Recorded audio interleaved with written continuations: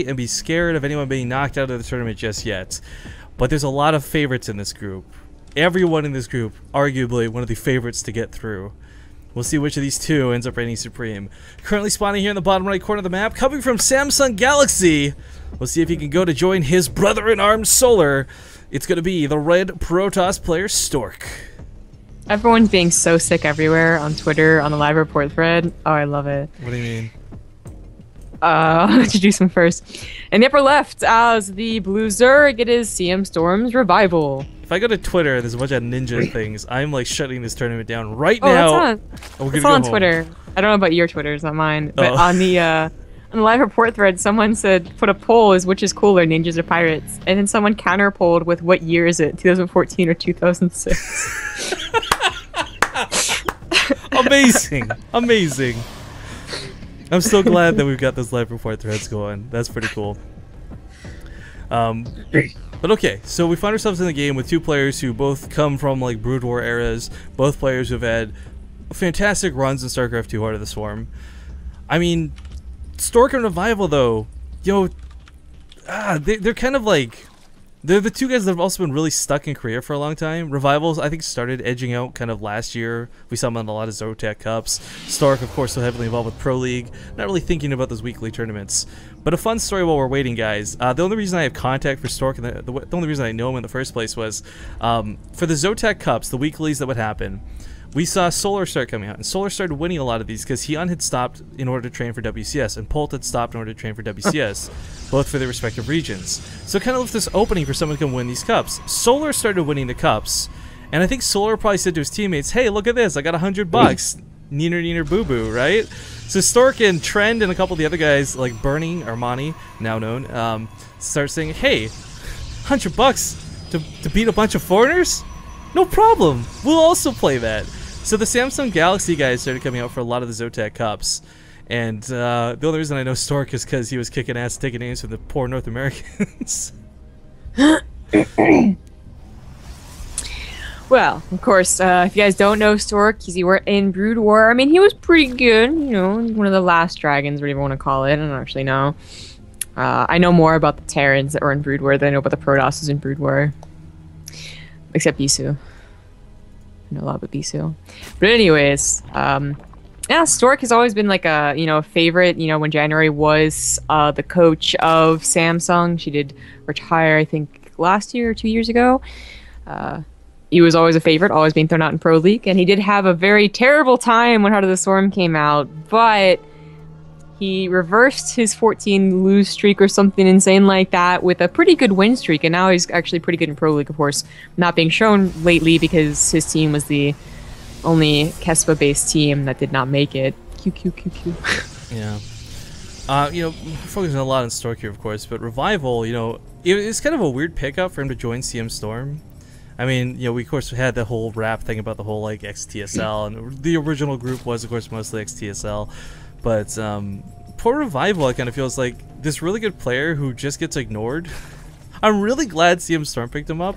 Yeah. He isn't exactly the next Polt yet as far as popularity goes, but you really can't underestimate his play, because every time we see him, it's like, oh, he won, but nobody seemed to care. Right. Yeah. I mean, no one really remembers that he won a tournament. I think he was the one that won a tournament. Back when he was just barely on EG still, you know, stuff like that. Like, yeah, and CM Storm, if they're looking for another Zerg, there were a lot of other Zergs and other Koreans that didn't have a team that you thought they were going to pick up. So when Revival was announced, it was kind of a shocker, but he certainly is a very solid player. It's driving me nuts. I'm trying to remember what it was you won. There's an IEM, but I don't remember which one.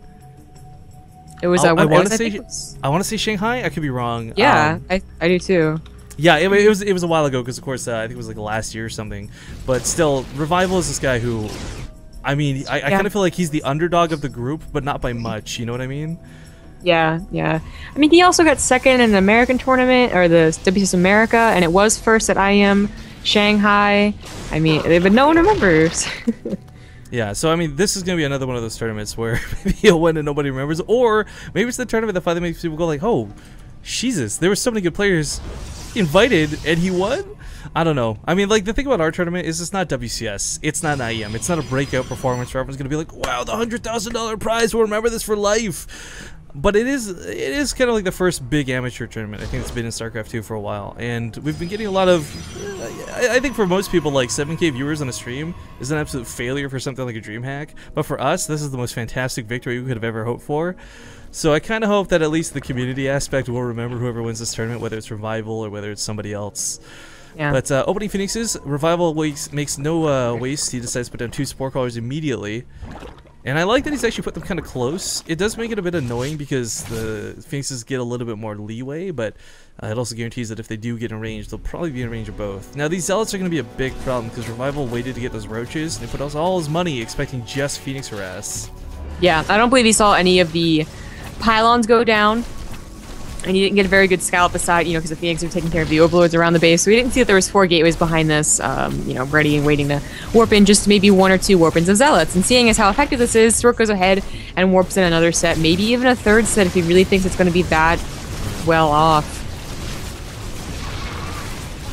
Well, he's going to clean this up with the roaches, as we see. He's got more than enough though, but bleeds out a ton of drones. I mean, he's trying to keep the queen alive. He's trying to keep the drones kind of in that hold position, but 8 workers died. Not devastating, not the end of the world, but not a situation, of course, that he wants to be in.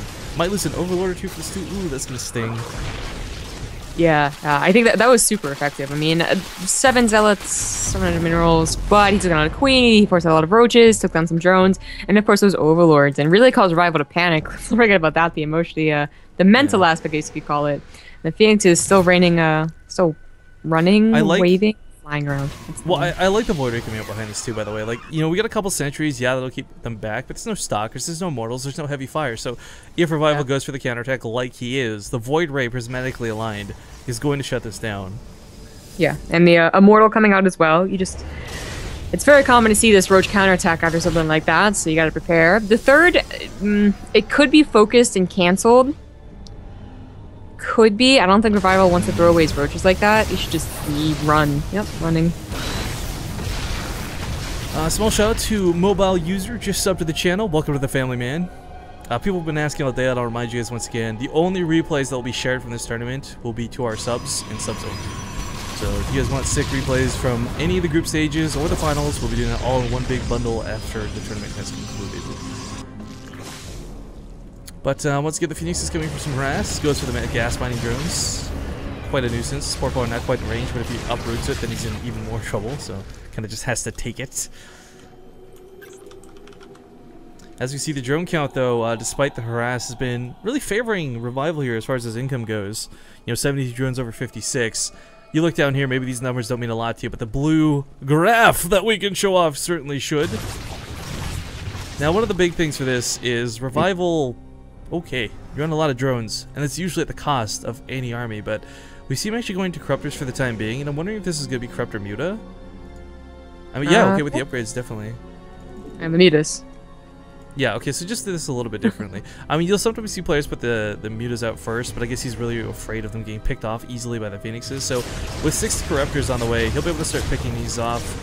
For those who have never seen this strategy before, and I'm hoping you have, quite frankly, at this point, but the way you end up using this is the Corruptors act as kind of like these blockers. You want to keep the Phoenixes on the other side of the Corruptors and your Mutas safely behind them. So you just kind of use them as a pivot point while you rotate around, do some harass, pick off what you can. But cannons are coming down, and right now this is not a bad choice because there's not a lot of anti-air, but Blink's on the way. Lots of Stalkers will eventually be warped in, and let's not forget Archons and Phoenixes are so good at dealing with Mutas. Damn it. I don't know if it's like the bias in me or what, but I always feel better for the person who goes Mutas. Even if there are Phoenixes, and I think that Phoenixes is sometimes be a really big headache to deal with, I just always see Mutas as being something that a Protoss, no matter what, had like a mental block against sometimes. Yeah, I mean, Phoenixes and any Impulse Crystals are meant to entirely counter this, but it's so much easier to get a fungal growth on a bunch of Phoenixes than it is to land a Storm or like get an Archon Blast on Mutas. Oh, he actually gets that base. Nicely done here out of Stork. Nice.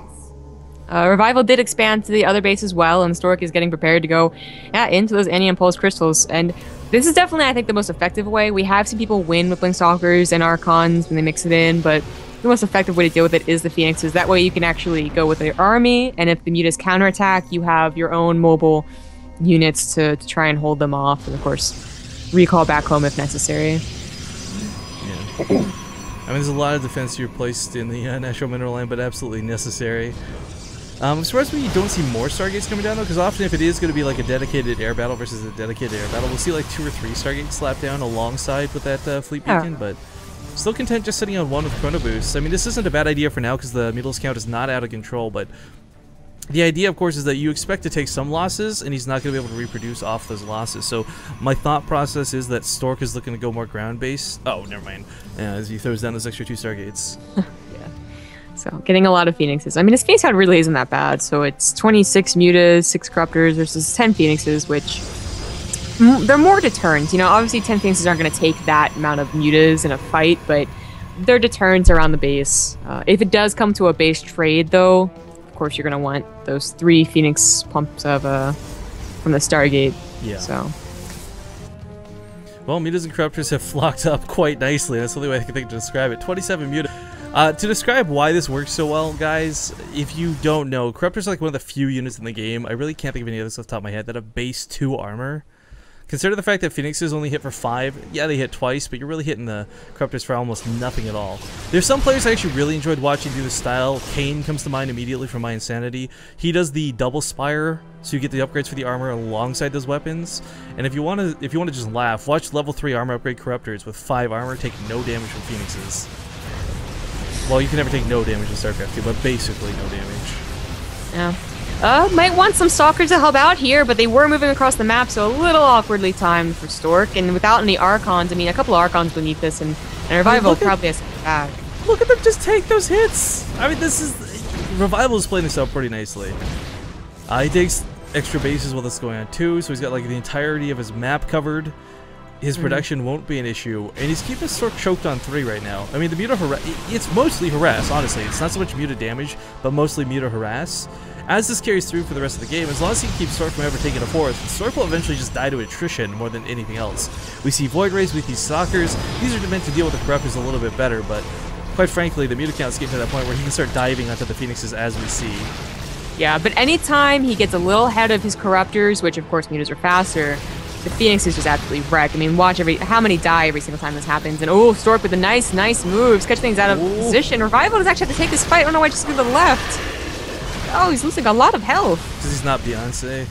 Or no, that's to the right. To the left? To the left? No, to the right. Whatever. Wait, it is to the left. No, you're right. You're right. This is a good joke. Okay, good job, Rifkin. You got me confused. I thought I made a witty quip. But counterattack goes off by Stork while this is going on, and Revival, frankly, doesn't have anything at home to deal with this. Even if he maxes out Mutas, the Stalkers on the left side of the field can certainly deal with that. Roaches do get into the base. This is like the most awkward base trade, but you're right. I think Stork's going to take it if it is a full-on base trade. I'm not sure why Revival actually felt like he had to awkwardly stay in the middle between Phoenixes and the Blink Stalkers. There is position left and to the right that you can escape, but he lost all of his Mutas. This army did not even take any damage. Like the Phoenixes there's not enough on the ground to buffer. Yeah, the force field's coming down. Like if there's no force fields to buffer the Stalker shots, he gets in here no problem. He's gonna do what he can, but I think Revival is about to lose this game. The Muta's starting to die out. He was in such a good spot. I know, 5 bases. This is the problem with Mutas, though. I mean, right here in every matchup, if you go Mutas, they can get you a lot of control, but you can also lose the game in an instant if you mess up for even a second. Yeah, and you know, what we're missing is, I think, you know, he must have been like a minute or 2 away from thinking, oh, and, you know, Fungals. That's the next step in this situation. And instead, he gets that really awkward engagement where he sticks between 2 of the armies. I don't know. Yeah.